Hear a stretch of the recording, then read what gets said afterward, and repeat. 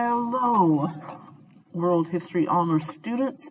My name is Miss Wall, and that is just one face of the lady who will be your teacher this year. I am adding this video just to give you an idea of the course navigation. When we come here into Canvas, you'll log in through your NC Ed Cloud, and then you'll hit your dashboard or your home button, and you will see this page. And it will eventually bring you down to this information. I'm just going to tell you flat out, the best thing to do after you hit the home page is go directly to modules. So on the left-hand side, you will click modules. And then this is how I will navigate you getting into the units. You see they'll be listed, unit 00.